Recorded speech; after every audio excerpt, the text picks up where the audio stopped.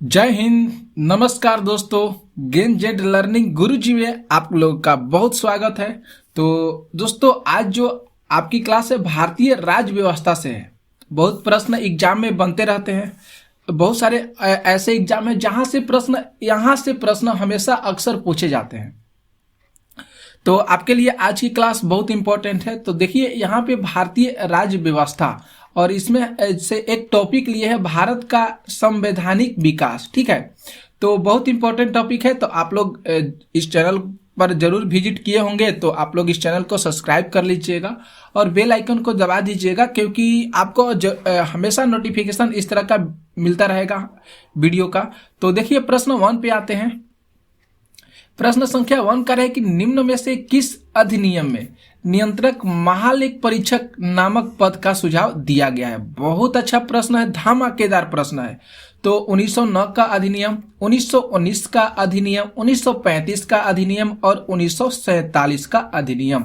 तो आपको ध्यान जाना होगा कि यह कौन सा अधिनियम है जिसमें नियंत्रक महालेख परीक्षक नामक पद का सुझाव दिया गया था। तो 1935 अधिनियम आप लोग के माइंड में तुरंत गया होगा। तो यहाँ पे जो विकल्प सी है ये सही हो रहा है, 1935 का अधिनियम। ठीक है, अब आते हैं इसके बारे में कुछ इंपॉर्टेंट पॉइंट को आपको बता देते हैं, जिससे और आपको बेहतर तरीका से इस प्रश्न का उत्तर अच्छे से समझ में आ जाएगा।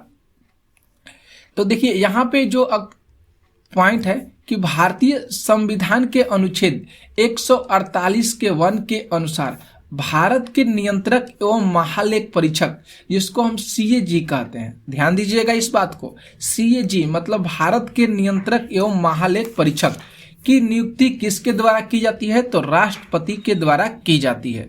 इसका कार्यकाल 6 वर्ष और 65 वर्ष की आयु तक होता है। ओके, इसके बाद आगे कह रहे हैं कि सीएजी को राष्ट्रपति पदच्युत नहीं कर सकता है, बल्कि उसे उसी रीति से उन्हीं आधारों पर हटाया जाएगा। ठीक है, और यहाँ पे जो बातें बोला गया है, हटाया जाएगा, जिस रीति से जिन आधारों पर उच्चतम न्यायालय के न्यायाधीशों को हटाया जाता है, उसी प्रकार उसको भी हटाया जाएगा। अब आगे कह रहे हैं कि अनुच्छेद 148(4) के अंतर्गत सेवानिवृत्ति के पश्चात सीएजी किसी अन्य सरकारी सेवा के आयोग हो जाते हैं। अगर आर्टिकल 148(4) के अंतर्गत की अगर बात किया जाए तो वहां पे जो है जो अन्य सरकारी सेवा के आयोग हो जाते हैं। कौन? तो सीएजी। ओके, नियंत्रक एवं महालेख परीक्षक संघ एवं राज्यों की लोक निधियों से सभी व्ययों की लेखा परीक्षा करता है और उसे लोक निधि का अभिभावक भी कहा जाता है। आगे देखिए, पॉइंट बताया जा रहा है कि भारत सरकार अधिनियम 1919 के तहत ऑडिटर जनरल का पद सृजित किया गया, जो भारत के राजस्व के व्ययों का लेखा जोखा प्रस्तुत करता था। यह अधिनियम जो है लेखा परीक्षक विभाग के इतिहास में एक मील का पत्थर साबित हुआ। और क्यों साबित हुआ? क्योंकि महालेख परीक्षक को वैधानिक रूप से वहां पे मान्यता प्राप्त हुई थी। यद्यपि भारत सरकार अधिनियम 1935 के तहत इस पद पर नियंत्रक और महालेखा परीक्षक का सुझाव दिया गया। ठीक है, तो ये इंपॉर्टेंट पॉइंट था। आते हैं प्रश्न 2 पे। प्रश्न 2 देखिए, कह रहा है कि कोलकाता में उच्चतम न्यायालय की स्थापना किसके द्वारा की गई थी? कोलकाता में उच्चतम न्यायालय की स्थापना किसके द्वारा की गई थी? 1773 का विनियामक अधिनियम, 1784 का पिट्स इंडिया अधिनियम, 1793 का चार्टर अधिनियम और 1813 का चार्टर अधिनियम।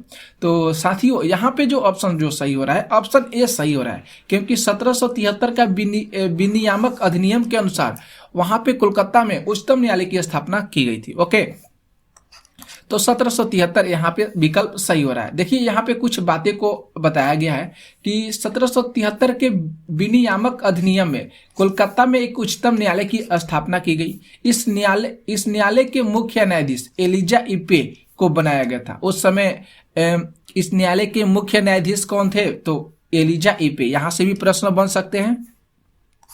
तथा चैम्बर्स, लेमोस्टर और हाइड इसके अन्य न्यायाधीश थे।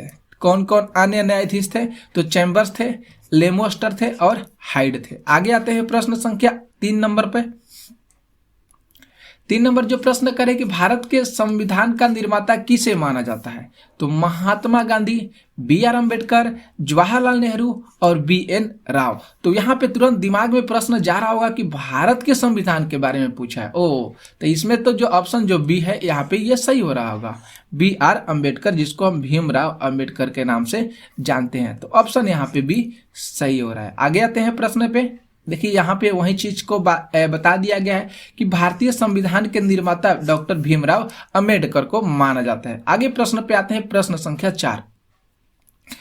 4 नंबर जो प्रश्न करे कि निम्नलिखित में से भारतीय संविधान सभा का अध्यक्ष कौन था। भारतीय संविधान सभा का अध्यक्ष कौन था?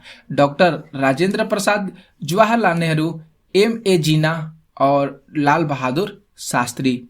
तो यहाँ पे जो ऑप्शन जो सही हो रहा है, भारतीय संविधान का सभा का सबसे प्रथम जो अध्यक्ष थे doctor Rajendra Prasad. Option A जो है यहाँ पे सही हो रहा है, डॉक्टर राजेंद्र प्रसाद। ओके, तो यहाँ पे कुछ इंपॉर्टेंट पॉइंट को बताया गया है। देख लीजिए इंपॉर्टेंट पॉइंट क्या कर रहा है, POINT कर लीजिएगा। यहाँ पे पॉइंट लिखा, यहाँ पे छूट गया है। तो 9 दिसंबर 1946 को संविधान सभा की प्रथम बैठक की अध्यक्षता में वरिष्ठ सदस्य डॉक्टर सच्चिदानंद सिन्हा ने की थी। जब 9 दिसंबर 1946 की संविधान सभा की बैठक हुई थी और उसकी अध्यक्षता कौन किए थे, तो डॉक्टर सच्चिदानंद सिन्हा ने किए थे।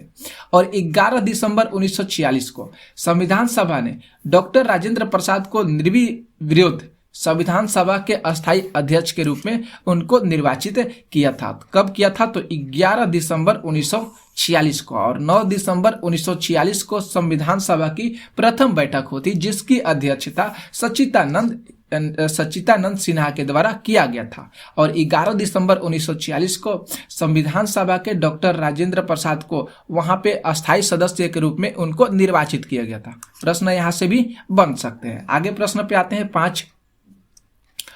5 प्रश्न करें कि डॉक्टर B.R. अम्बेडकर ने संविधान का हृदय और आत्मा किसे कहा था। तो समानता का अधिकार, शोषण के विरुद्ध अधिकार, संवैधानिक उपचारों का अधिकार, धर्म की स्वतंत्रता का अधिकार। तो यहाँ पे विकल्प जो सी ऑप्शन जो सही लग रहा है, यहाँ पे सही हो रहा है संवैधानिक उपचारों का अधिकार। जो डॉक्टर भीमराव अम्बेडकर थे, इन्होंने संविधान का हृदय और आत्मा किसे कहा था, तो संवैधानिक उपचारों का अधिकार को उन्होंने संविधान का हृदय और आत्मा कहा था। ठीक है, यहाँ पे इंपॉर्टेंट पॉइंट को देख लीजिए। कह रहे कि डॉक्टर भीमराव अम्बेडकर ने संवैधानिक उपचारों का अधिकार अनुच्छेद 32 को संविधान का हृदय और आत्मा कहा है। अनुच्छेद कितना, आर्टिकल 32 याद कीजिएगा। डॉक्टर भीमराव अंबेडकर के अनुसार संवैधानिक उपचारों का अधिकार जो आर्टिकल 32 है, 32 है, उसमें संविधान का हृदय और आत्मा कहा गया है। आगे प्रश्न को देखिए, 6 नंबर प्रश्न को। 6 प्रश्न करें कि संविधान का प्रारूप पूरा हुआ था 26 जनवरी 1950 को, 26 दिसंबर 1949 को, 26 नवंबर 1949, 30 नवंबर 1949 को। तो यहाँ पे जो 26 नवंबर 1949 सही हो रहा है, यहाँ पे ये सही हो रहा है क्योंकि संविधान का प्रारूप तैयार किया गया था, प्रारूप पूरा हुआ था, तो 26 नवंबर 1949 को। सी विकल्प यहाँ पे सही हो रहा है। देखिए यहाँ पे कुछ इंपॉर्टेंट पॉइंट को भी बताया गया है। डॉक्टर भीमराव अंबेडकर ने संविधान सभा द्वारा निर्मित संविधान को पारित करने का प्रस्ताव रखा था। संविधान के प्रारूप पर तीसरा वाचन, ध्यान दीजिएगा इस बात को, तीसरा वाचन जो 14 नवंबर से 26 नवंबर 1949 तक चला था। जो तीसरा वाचन था 14 नवंबर से 26 नवंबर 1949 तक चला था। 26 नवंबर 1949 को यह प्रस्ताव पारित हुआ और इसी दिन संविधान द्वारा भारतीय संविधान को अंगीकार किया गया और संविधान का प्रारूपण पूरा किया गया। कब? तो 26 नवंबर 1949। ठीक है, और 26 नवंबर 1949 को यह प्रस्ताव को संविधान के प्रस्ताव को प्रारूपण पूरा किया गया। ठीक है, और 26 जनवरी 1950 को आप लोग को मालूम होगा कि उस दिन संविधान लागू हुआ था। यहाँ पे देखिए, यहाँ पे कुछ और बातें को बताया गया, बहुत अच्छी बातें हैं।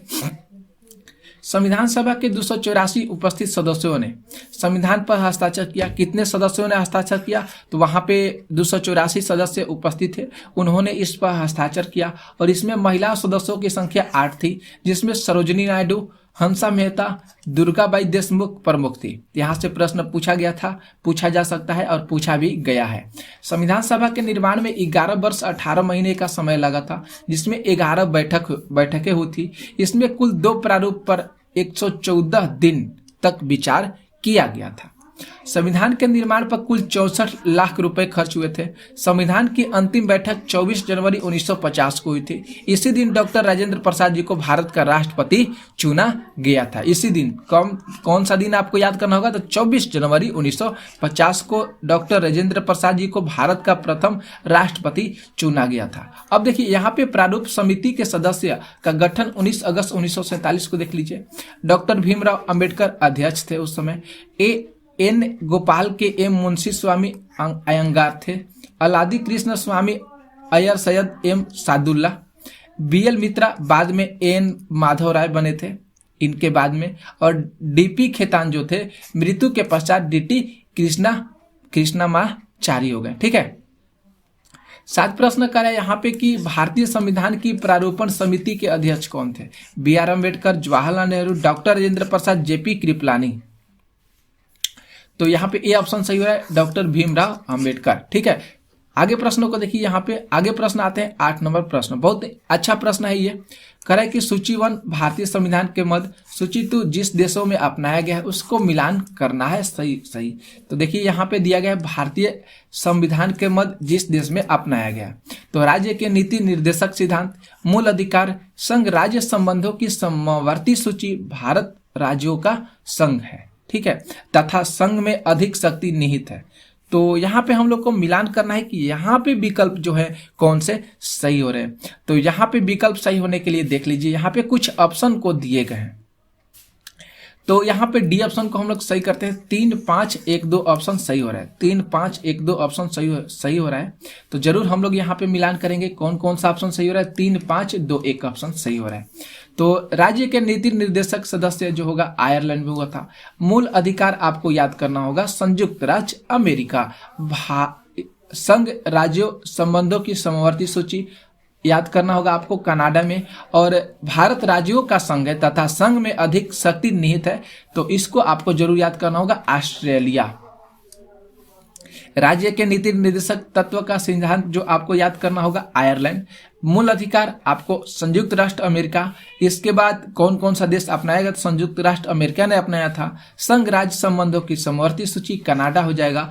और भारत राज्यों का संघ है, ये आपको ऑस्ट्रेलिया करना होगा। आगे प्रश्नों को देखिए। प्रश्न संख्या अगला आते हैं 9 प्रश्न करें कि भारत के संविधान के निर्माताओं का मत निम्नलिखित में से किस में प्रतिबंधित है? सीडीएस में प्रश्न ये पूछा गया है 2017 में। उद्देशिका, मूल अधिकार, राज्य की नीति के निर्देशक तत्व, मूल कर्तव्य। तो यहाँ पे ऑप्शन जो सही होगा ए ऑप्शन सही हो रहा है, उद्देशिका। ठीक है। यहाँ पे भारत के संविधान के निर्माताओं का मत जो है कैसा प्रतिबिंबित होता है, तो उद्देशिका। ठीक है। तो यहाँ पे उस बातें को अच्छे तरीका से बताया गया है कि भारतीय संविधान की प्रस्तावना का उद्देशिका जो है शासन व्यवस्था को निर्धारित करने वाले सिद्धांतों और लक्ष्यों का मार्गदर्शन करती है। संविधान का यह महत्वपूर्ण अंग उन उद्देश्यों सिद्धांतों को समाहित करता है जिसकी संकल्पना संविधान निर्माताओं की थी। उद्देशिका उन मूलभूत मूल्यों और दर्शनों को परिलक्षित करती है जिसका संविधान पर आधार होता है। आगे प्रश्नों को देखिए। प्रश्न संख्या 10 पे आते हैं। 10 प्रश्न करें कि भारत सरकार अधिनियम 1919 में निम्नलिखित में से किसको स्पष्ट रूप से परिभाषित किया गया है? 1919 में कह रहा है कि किसको स्पष्ट रूप से परिभाषित किया गया है। तो देखिए दोस्तों, यहाँ पे ऑप्शन ए कह रहा है कि न्यायपालिका एवं विधायिका लेजिस्लेचर के बीच शक्ति का पृथक्करण, केंद्रीय एवं प्रांतीय सरकारों की अधिकारिता, भारत के सेक्रेटरी स्टेट एवं वाइस सराय की शक्तियां और उपयुक्त में से कोई नहीं। तो यहाँ पे जो बी ऑप्शन है हम लोग यहाँ पे सही करेंगे बी ऑप्शन को, केंद्रीय एवं प्रांतीय सरकारों की अधिकारिकता। यहाँ पे बी ऑप्शन क्या है, यहाँ पे सही हो रहा है। ठीक है। यहाँ पे इंपॉर्टेंट पॉइंट पर ध्यान दे लेते हैं एक बार। भारत में प्रांतों में द्वैध शासन का प्रारंभ मॉन्टेग्यू चेम्सफोर्ड सुधारों में प्रारंभ हुआ था। भारत में प्रांतों में द्वैध शासन का जो प्रारंभ हुआ था मॉन्टेग्यू चेम्सफोर्ड के सुधारों में हुआ था, जिसे भारत सरकार अधिनियम 1919 भी कहा जाता है। इस बात को याद कीजिएगा, प्रश्न पूछा जा सकता है।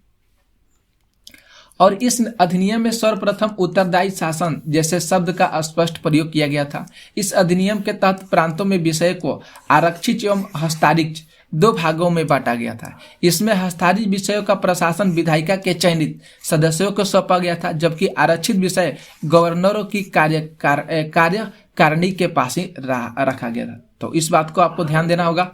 इसमें दो भागों में इसको बांटा गया था, आरक्षित और हस्ताक्षरित विषयों का प्रशासन विधायिका के चयनित सदस्यों को सौंपा गया था, जबकि आरक्षित विषय आपको याद करना होगा गवर्नर की कार्यकारिणी के पास ही उसको सौंपा गया था। आगे प्रश्नों पे आते हैं। प्रश्न संख्या 11 प्रश्न कार्य के निम्नलिखित में से संविधान सभा की संघ संविधान समिति का अध्यक्ष कौन सा है? देखिए यहाँ पे संघ संविधान के अध्यक्ष के पूछा है, तो B.R. अम्बेडकर, J.P. कृपलानी, जवाहरलाल नेहरू, अलादी कृष्ण स्वामी अय्यर। तो सी ऑप्शन यहाँ पे सही हो रहा है, जवाहरलाल नेहरू। B.R. अम्बेडकर यहाँ पे नहीं होंगे। पूछा गया है कि संविधान सभा की संघ संविधान समिति का अध्यक्ष, तो जवाहरलाल नेहरू। जो ऑप्शन यहाँ पे सी ऑप्शन जो है ये सही हो रहा है। ठीक है, यहाँ पे देख लीजिए कुछ इंपॉर्टेंट पॉइंटों को बताया गया है कि संविधान सभा अध्यक्ष के जवाहरलाल नेहरू थे, प्रारूप समिति के अध्यक्ष B.R. अम्बेडकर। यहाँ से प्रश्न भी पूछा गया है, प्रारूप समिति B.R. अम्बेडकर, संघ संविधान समिति के अध्यक्ष जवाहरलाल नेहरू, आंडा समिति के अध्यक्ष J.P. कृपलानी, मौलिक अधिकार एवं अल्पसंख्यक समिति के अध्यक्ष सरदार वल्लभ भाई पटेल। ठीक है, तो इसे जरूर आप याद कीजिएगा, क्योंकि अक्सर परीक्षा में जितने सारी परीक्षाएं होती है वहां से प्रश्नों को पूछा जाता है, यहाँ से प्रश्न बनते रहते हैं। आगे प्रश्नों को देखिए। प्रश्न संख्या 12 बहुत अच्छा प्रश्न है। 12 प्रश्न करें कि संविधान सभा के किस सदस्य ने यह समाधान प्रस्तावित किया है कि भारत का राष्ट्रीय ध्वज समान अनुपात में केसरी, सफेद और गहरे रंग का क्षैतिज तिरंगा हो, जिसमें बीच में गहरे रंग का प्लस मतलब एक चक्र होना चाहिए? कौन सा सदस्य है? नेहरू जी हो गए कि अम्बेडकर होंगे कि राजेंद्र प्रसाद के सरदार वल्लभ भाई पटेल जी हो गए? तो यहाँ पे जरूर ऑप्शन यहाँ पे सही हो रहा है कि जवाहरलाल नेहरू जो है इन्होंने ही यह प्रस्तावित किया था कि जो भारत का राष्ट्रीय ध्वज है वह समान अनुपात में केसरी, सफेद और गहरे रंग का क्षैतिज तिरंगा होना चाहिए, जिसमें गहरे नीले रंग का एक प्लस एक चक्र होना चाहिए। ये जवाहरलाल नेहरू का नाम आप लोग जरूर याद कीजिएगा इस प्रश्न के उत्तर के हिसाब से। इंपॉर्टेंट पॉइंट पर चलते हैं। करें कि संविधान सभा के सदस्य जवाहरलाल नेहरू ने यह समाधान प्रस्तावित किया था कि भारत का राष्ट्रीय ध्वज समान अनुपात में केसरी, सफेद और गहरे रंग का क्षैतिज तिरंगा होगा, जिसमें गहरे रंग का एक चक्र होगा। इस ध्वज को राष्ट्रीय ध्वज के रूप में अपनाने के लिए डॉक्टर राजेंद्र प्रसाद के नेतृत्व में एक कमेटी का गठन किया गया था और भारतीय संविधान के 22 जुलाई 1947 को भारत का राष्ट्रीय ध्वज के रूप में स्वीकृत किया गया था। कब? तो 22 जुलाई 1947। आपको जरूर याद होना चाहिए, ये डेट जो है आपको जरूर याद होना चाहिए। आगे प्रश्नों को देखिए। प्रश्न संख्या 13 प्रश्न करें कि भारत के संविधान के निम्नलिखित उपबंधों में कौन सा 26 नवंबर 1949 से प्रभावित हुआ? निर्वाचन, नागरिकता, आपात उपबंध और न्यायाधीशों की नियुक्ति। बहुत अच्छा प्रश्न है। तो देखिए यहाँ पे विकल्प कौन से सही हो रहे हैं। तो दोस्तों यहाँ पे जो विकल्प जो सही हो रहे हैं, ऑप्शन नंबर बी हम लोग यहाँ पे सही करते हैं, पहला और दूसरा। ठीक है, पहला और दूसरा को सही करते हैं। पहला निर्वाचन और दूसरा क्या हो जाएगा? नागरिकता। दोनों आप लोग को याद करना होगा, पहला निर्वाचन, दूसरा नागरिकता। इंपॉर्टेंट पॉइंट पे आते हैं। कहा गया है कि 26 नवंबर 1949 को भारतीय संविधान के कुछ उपबंध जैसे निर्वाचन, नागरिकता, संसद इत्यादि प्रभावित हुए। संविधान के शेष प्रावधान 26 जनवरी 1950 को लागू हुआ। ठीक है, लागू हुआ। अब आता है निर्देश कार्य। यहाँ पे 2 कथन दिए गए हैं, कथन 1 और कथन 2 संवैधानिक पूर्वक है। इसमें देख लीजिए यहाँ पे कथन कर रहा है कि दोनों कथन अलग अलग सही है। कथन 1 कथन 2 का सही स्पष्टीकरण है, दोनों कथन अलग सही है। कथन 1 कथन 2 का स्पष्टीकरण नहीं है, कथन 1 सही है, 2 गलत है। तो इस बात को आप ध्यान दीजिए। अब यहाँ से प्रश्न पे आते हैं। प्रश्न 14 कह रहे कि यहाँ पे भारत सरकार अधिनियम 1935 से केंद्र में द्वैध शासन आरंभ हुआ था। ठीक है, कथन 1 कहा गया है। और 2 कह रहे कि प्रांतों को प्रांतीय स्वायत्तता प्रदान की गई थी। तो यहाँ पे हमको अब लग रहा है आप लोग को मन में भी चल रहा होगा कि यहाँ पे कौन से ऑप्शन जो है यहाँ पे सही हो रहे हैं। तो यहाँ पे जो हम बता देते हैं आप लोग को, जो बी ऑप्शन है यहाँ पे ये सही हो रहे हैं। दोनों कथन अलग अलग सही है, ये भी कथन सही है, ये भी कथन सही है, लेकिन कथन दो जो है कथन 1 को स्पष्टीकरण नहीं कर पा रहा है। तो यहाँ पे बी ऑप्शन जो है ये सही हो रहा है। आगे देख लीजिए, यहाँ पे कुछ इंपॉर्टेंट पॉइंट को भी बता दिया गया है। करें कि भारत सरकार अधिनियम 1935 के द्वारा केंद्रीय स्तर पर द्वैध शासन व्यवस्था लागू किया गया था और इसी अधिनियम द्वारा प्रांतों में द्वैध शासन का अंत भी किया गया था। प्रांतीय स्वायत्तता को स्थापना की गई थी और इस प्रकार दोनों कथन यहाँ पे दोनों सही है, लेकिन कथन 2 जो है 1 का स्पष्टीकरण नहीं कर पा रहा है। ठीक है, आगे प्रश्नों को देख लेते हैं। प्रश्न संख्या 15, बहुत अच्छा प्रश्न यहाँ पे है। 15 प्रश्न करें कि भारतीय संविधान में उल्लिखित आपातकालीन प्रावधान किस देश के संविधान से लिया गया। बहुत अच्छा प्रश्न है, बहुत इंपॉर्टेंट प्रश्न है। संयुक्त राष्ट्र America USA, United kingdom UK, Germany और कनाडा। तो यहाँ पे विकल्प जो सही हो रहा है सी ऑप्शन सही हो रहा है, जर्मनी। बहुत अच्छा, ये यहाँ पे प्रश्न है जर्मनी। भारतीय संविधान में उल्लेखित आपातकालीन प्रावधान किस देश के संविधान से लिया गया है, तो जर्मनी से लिया गया है। ठीक है, 15 का जो है ऑप्शन सी सही हो रहा है। इंपॉर्टेंट पॉइंट को यहाँ पे बताया गया है। भारतीय संविधान में उल्लेखित आपातकालीन प्रावधान जर्मनी के संविधान से लिया गया। ये भी आपके दिमाग में ये प्रश्न का उत्तर होना चाहिए। ये प्रश्न आप लोग के दिमाग में अक्सर होना चाहिए। प्रश्न बार बार ये पूछा भी गया है। मौलिक अधिकार, न्यायपालिका की स्वतंत्रता, न्यायिक पुनर्लोकन आदि प्रावधान संयुक्त राष्ट्र अमेरिका के संविधान से लिया गया है। संसाधनात्मक शासन प्रणाली, एकल नागरिकता एवं विधि निर्माणक प्रक्रिया, यह यूनाइटेड किंगडम तथा संघात्मक विशेष संबंधी प्रावधान कनाडा के संविधान से लिया गया। इसको भी ध्यान देना होगा, इस पॉइंट को। संसाधनात्मक शासन प्रणाली, एकल नागरिकता, विधि निर्माण प्रक्रिया, ये जो है यूनाइटेड किंगडम से लिया गया है, वो इस बात को आप ध्यान दीजिएगा। और संघात्मक विशेषताएं जैसे संबंधी प्रावधान जो है ये कनाडा के संविधान से लिया गया है। यहाँ से प्रश्न भी आगे बन सकता है। ओके, आगे प्रश्नों पे आते हैं। प्रश्न संख्या देख लीजिए 16 प्रश्न यहाँ पे करें कि निम्नलिखित विशेषताओं में से कौन सा संयुक्त राज्य अमेरिका और भारतीय संविधान में एक समान है। नागरिकता हो गया, स्वतंत्र केंद्र एवं राज्य हो गया, राज्यपालों की नियुक्ति और स्वतंत्र न्यायपालिका। तो यहाँ पे जो 16 का ऑप्शन जो सही हो रहा है, डी ऑप्शन यहाँ पे सही हो रहा है, स्वतंत्र न्यायपालिका। डी ऑप्शन यहाँ पे क्या है, ये सही हो रहा है। कुछ इंपॉर्टेंट पॉइंट तो यहाँ पे नहीं है। तो यहाँ पे आते हैं 17 नंबर प्रश्न पे। 17 प्रश्न देख लीजिए, कह रहे हैं कि भारतीय संसदीय प्रणाली ब्रिटिश संसदीय प्रणाली से भिन्न है, क्यों। बहुत अच्छा प्रश्न है, बहुत इंपॉर्टेंट ये प्रश्न है कि भारतीय संसदीय प्रणाली ब्रिटिश संसदीय प्रणाली से भिन्न है, क्यों भिन्न है। तो यह न्यायिक पुनर्विलेखन प्रणाली है, यह वास्तविक और नाम मात्र दोनों प्रकार की कार्यपालिका है, यह द्विसदनीय विधायिका है और यह सामूहिक उत्तरदायित्व की प्रणाली है। तो यहाँ पे जो 17 ऑप्शन है, 17 का ए ऑप्शन यहाँ पे सही हो रहा है। यह न्यायिक पुनर्विलोकन जो है प्रणाली है। ओके, ये 17 का ए ऑप्शन सही हो रहा है। तो कुछ इंपॉर्टेंट पॉइंट पर ध्यान दे लेते हैं एक बार। भारतीय संसद प्रणाली में न्यायिक पुनर्विलोकन की व्यवस्था लागू की गई है, जबकि ब्रिटेन में यह प्रणाली लागू नहीं है। प्रश्न पूछा जा सकता है यहाँ से कि भारतीय संसदीय प्रणाली में न्यायिक पुनर्विलोकन व्यवस्था तो लागू है, यह कहाँ पे लागू नहीं है। तो ब्रिटेन ऑप्शन में रहेगा, आप डायरेक्ट वहां से टिक कर सकते हैं। इस अर्थ में भारतीय संसदीय प्रणाली ब्रिटेन से भिन्न है, मतलब यहाँ की जो संसदीय प्रणाली है हमारे भारत देश की यहाँ से भिन्न है। इसके अतिरिक्त अन्य विकल्पों में व्यवस्थाएं भारत से ब्रिटेन और दो संसदीय प्रणाली में लागू किया गया है। आगे प्रश्न पे आते हैं। प्रश्न संख्या देखिए, बहुत अच्छे प्रश्न है दोस्तों। अक्सर ये प्रश्न हमेशा एग्जाम में आने की बहुत ज्यादा संभावनाएं रहती है। 18 करें कि भारत के संविधान के आलेखन सदस्य के रूप में अलादी कृष्ण स्वामी अय्यर के बारे में निम्नलिखित में से कौन सी बातें को कथन को सही कहा गया है। तो विकल्प पहला में कह रहे हैं कि भारत के संविधान के निर्वाचन से संबंधित महत्वपूर्ण निर्णयों के जाने में उच्चतम न्यायालय की भूमिका के वे पक्षधर थे। उनका यह मानना था कि स्वतंत्र और सामाजिक निग्रह के बीच उच्चतम न्यायालय की एक रेखा खींचनी पड़ेगी और न्यायपालिका पर कार्यपालिका के प्रभुत्व से उनका विश्वास था। और चौथा कह रहा है कि वे शासन के एक अधिनायकीय स्वरूप के पक्षधर थे। तो यहाँ पे ए ऑप्शन हम लोग सही करें, पहला और दूसरा। यहाँ पे ए ऑप्शन सही करें, पहला और दूसरा जो है ये ऑप्शन यहाँ पे सही हो रहा है। 18 का पहला दूसरा सही हो रहा है क्योंकि अलादी कृष्ण स्वामी अय्यर के बारे में पूछा गया है। तो ये ऑप्शन पहला सही है, दूसरा सही है क्योंकि भारत के संविधान के निर्वाचन से संबंधित महत्वपूर्ण निर्णयों के लिए उच्चतम न्यायालय की भूमिका के लिए वे पक्षधर थे और उनका यह मानना था कि स्वतंत्रता और सामाजिक निग्रह के बीच उच्चतम न्यायालय को एक रेखा खींचनी पड़ेगी। पहला दूसरा ऑप्शन सही हो रहा है। आते हैं प्रश्न 19 पर। 19 प्रश्न करें कि संविधान सभा द्वारा अंगीकृत ऐतिहासिक उद्देश्यों के कथन के संबंध में कौन से कथन जो है यहाँ पे सही हो रहे हैं। तो यहाँ पे देखिए उद्देश्यों के कथन में अपने सभी उत्तरवर्ती चरणों से संविधान के रूप निर्माण को अनुप्राणित किया गया है। दूसरा करें कि यह केवल एक प्रस्ताव भर ही नहीं था बल्कि एक घोषणा, दृढ़ संकल्प और एक प्रतिज्ञा था। तीसरा विकल्प में करें कि इसने हमारे संविधान का अंतर्निहित दर्शन प्रदान किया है।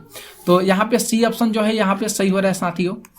पहला दूसरा और तीसरा ऑप्शन क्या है यहाँ पे सही हो रहा है। तो हम लोग पहला दूसरा को सही करेंगे क्योंकि संविधान द्वारा पूछा गया है कि अंगीकृत ऐतिहासिक उद्देश्यों के बारे में बताएं। तो पहला भी सही है, दूसरा भी सही है और तीसरा भी ऑप्शन यहाँ पे सही हो रहा है। आते हैं प्रश्न संख्या, देखिए 20 में इंपॉर्टेंट पॉइंट में कुछ बताया गया है कि अंगीकृत ऐतिहासिक उद्देश्यों के कथन के संबंध में सारे कथन सत्य है। 20 नंबर प्रश्न पे आते हैं। देखिए 20 नंबर प्रश्न को 20 प्रश्न करें कि निम्नलिखित में से कौन सी विशेषताएं ब्रिटिश संविधान से भारत के संविधान से ली गई। ब्रिटिश संविधान से भारत के संविधान से ली गई।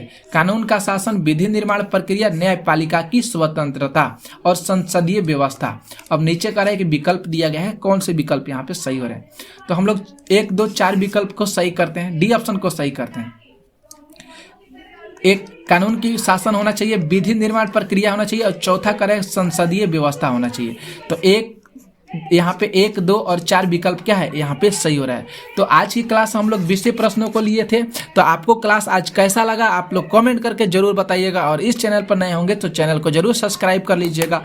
इसी तरह मैं आपके लिए वीडियो लाऊंगा, बहुत इंपॉर्टेंट वीडियो जो आपके लिए बहुत हेल्पफुल होगा अदर कॉम्पिटिटिव एग्जाम के लिए। तो आज की क्लास हम लोग यहीं पे समाप्त करते हैं साथियों।